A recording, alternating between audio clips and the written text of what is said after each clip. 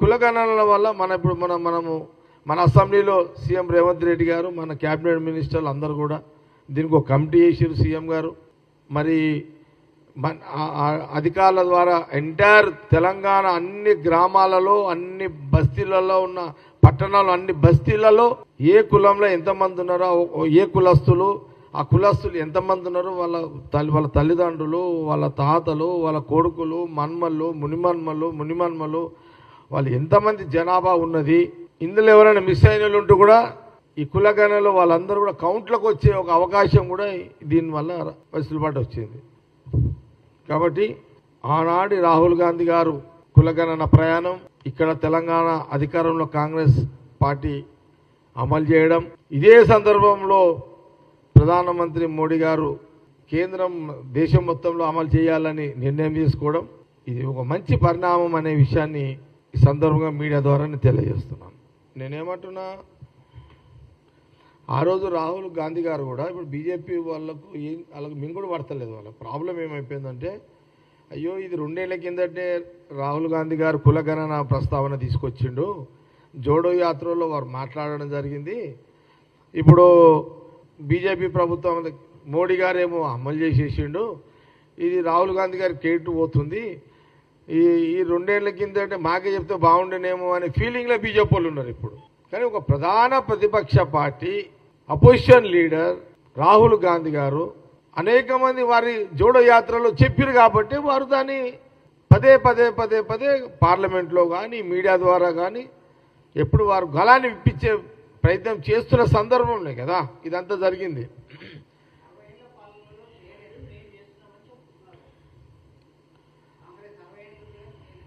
ఇప్పుడు చేయమని డిమాండ్ చేసింది రాహుల్ గాంధీ కదా. ఇప్పుడు ఇక మనం దీన్ని గెలుకుంటా పోతుంటే మస్తు అనొచ్చు, వాళ్ళు అనొచ్చు, దానికి గెలుకుంటా కూర్చుంటే అయ్యేది కాదు. అట్లనే మరి 20 ఏళ్ళ కిందనే మరి లేరు కదా, మనం ఏం చేస్తాం. అప్పుడున్న పరిస్థితుల్లో అది, ఇప్పుడున్న పరిస్థితులలో ఇది, పరిస్థితులు సందర్భాన్ని బట్టి ఉంటుంది. ఇప్పుడు రాహుల్ గాంధీ గారి అట్లంటే ఇప్పుడు కాంగ్రెస్ వాళ్ళు అనొచ్చు కదా, రాహుల్ గాంధీ గారు అన్నదాకా ఎందుకు చూసిరు, మీరు ముందెందుకు గ్రహించలేదు, వచ్చిందా కరెక్టేనా? ఇప్పుడు రాహుల్ గాంధీ గారు 2 సంవత్సరాల క్రితము నుంచి అంటున్న కులగణన, మరి అప్పుడు రాహుల్ గాంధీ గారికి వచ్చిన ఆలోచన ప్రధానమంత్రి మోడీ గారికి ఎందుకు రాలేదు? దీనికి జవాబు చెప్తారా బీజేపీ వాళ్ళు?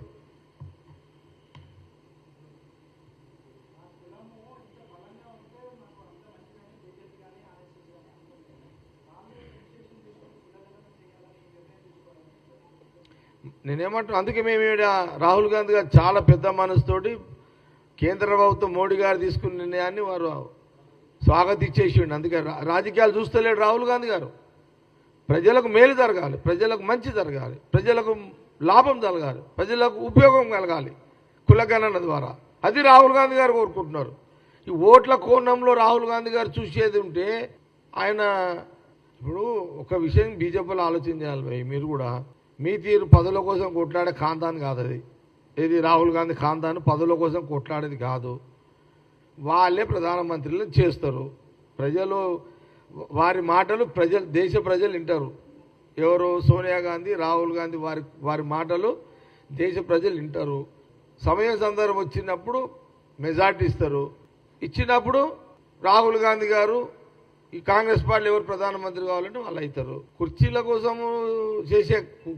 కోసం వాగ్దానాలు చేసే ఖాందాన్ కాదు ఎవరిది, రాహుల్ గాంధీ గారిది. వారిది వేరే వాళ్ళు కాంగ్రెస్ పార్టీలో ఎవరైనా ప్రధానమంత్రి చేయాలనుకుంటే కూర్చునబెట్టే ఖాందాన్ వాళ్ళదంతా. కాబట్టి మీరు ఆ ఫ్యామిలీకి బీజేపీ ఉన్న లీడర్షిప్కి పొంతన చేయకండి. కులగణన అనేది దేశ ప్రజలకు ఇప్పుడున్న జనాభాలో అన్ని కులాల జనాభా ఎంతుంది తెలవడానికే కులగణన. దీనివల్లనే ప్రభుత్వం యొక్క నిధులు అందరికీ పద్ధతి ప్రకారం పోయడానికి ఇది ఒక వెసులుబాటు కోసమే కులగణన. అందుకే 2 ఏళ్ల కిందటనే గ్రహించి ఇది జరగాలని వారు తీసుకున్న నిర్ణయంలో మీరు అడగండి.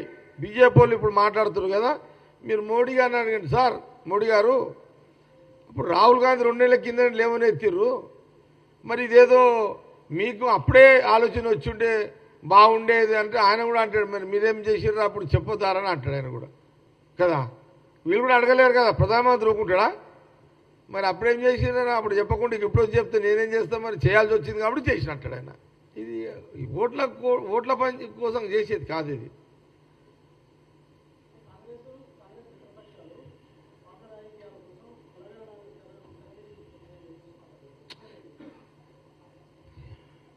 ఇప్పుడు ఎవరేమన్నా అనని, రాహుల్ గాంధీ గారు కులగణన ప్రస్తావన 2 ఏళ్ల కిందట తెచ్చిండు, తెలంగాణలో సీఎం రేవంత్ రెడ్డి అమలు చేసిండు. ఈరోజు బీజేపీ కేంద్ర ప్రభుత్వం ప్రధానమంత్రి క్యాబినెట్లో అది అప్రూవల్ ఇచ్చేసిండు. నేనండి, ఫస్ట్ రాహుల్ గాంధీ కులగణన, second CM Revanth Reddy, third ప్రధానమంత్రి మోడీ. ఫిక్స్ ఇది.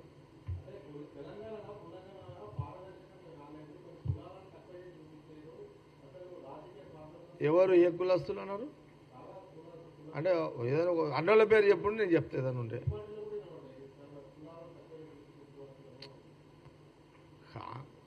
No comments. అది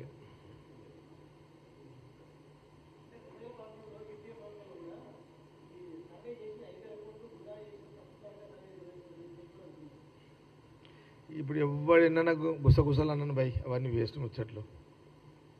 ఇది క్లియర్. రాహుల్ గాంధీ కులగణన అన్నాడు, రేవంత్ రెడ్డి అమలు చేసిండు, మోడీ క్యాబినెట్లో పాస్ చేసిండు. ఇది సింపుల్గా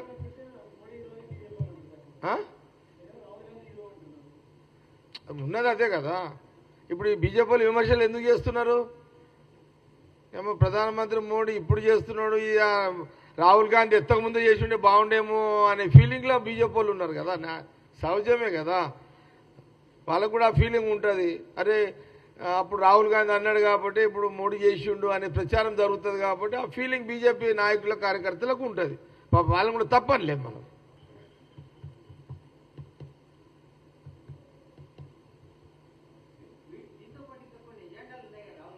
మంచి కులగణనకు మించి పెద్దది ఏముంటుంది? చాలా పెద్ద అంశం ఇది, మాటలు కాదు కదా. ఈ దేశంలో ప్రతి పౌరుడు సిస్టంలోకి వస్తున్నాడు. ఇలాంటి సిస్టంలో మనం ఏదో రాజకీయాలు మాట్లాడి మనము దీని యొక్క డైవర్షన్ కావద్దు అట్లా. అది అందుకే కదా ఈడెవరిని ఫస్ట్ రాహుల్ గాంధీ గారు కులగణన అన్నాడు గారు, ఆయన పేరు అన్నా. తక్షణమే తెలంగాణలో సీఎం రేవంత్ రెడ్డి చేసిండు కాబట్టి ఈయన పేరు అన్నా. ఇప్పుడు థర్డ్ ఫేజ్లో ప్రధానమంత్రి మోడీ గారు చేసిరు కాబట్టి అది అందరం భాష అంటున్నాము. ఇక ఇప్పుడు ఏమో ఫరక్ ఏమున్నది? ఇక 1, 2, 3 కదా. అయితే బీజేపీలకు ఏముంటుందంటే ఫస్ట్ మోడీ గారు పేరు ఉంటే బాగుంటుంది అని ఫీలింగ్ ఉంటుంది. సహజమే కదా, వాళ్ళ పార్టీలో మనం తప్పంటే మనం ఎందుకు అందాం రాజకీయ విమర్శ?